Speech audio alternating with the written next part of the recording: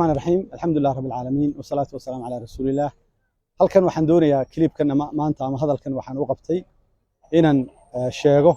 gurigeygii oo wax weerar qorsheysan u muuqda oo la kulmay anigoo ka maqan la soo weeraray gaari la geliyay gaari si qorsheysan loo geliyay maaha markii koobaad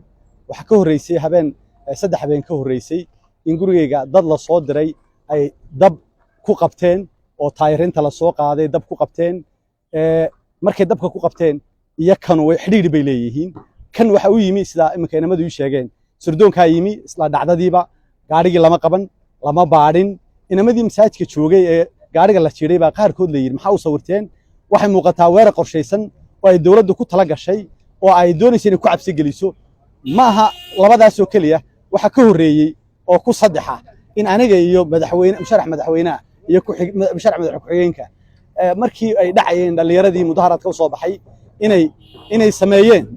gaari inay damceen inay najirsiiyaan waxa soo dhami waa cabsi gelin doonayna lagu cabsi geliyo waxa leenahay waxa doonaysaan dila waxa doonaysaan xidha waxa doonaysaan qaada waxa soo cabsi gelin maayaan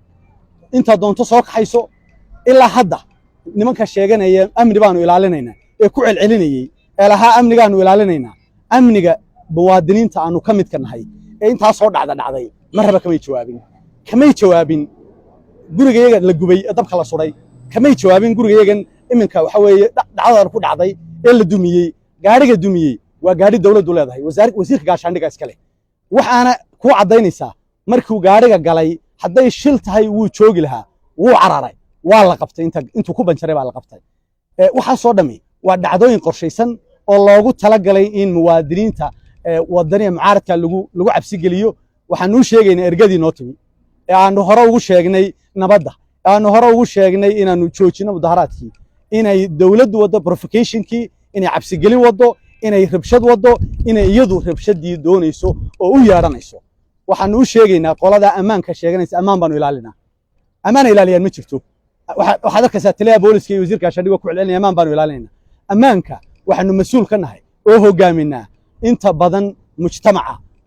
reer Somaliland oo 70% ka badan ayaa labada xisbi mucaarad ku hogaamiya ammaanka noocaasa ayaa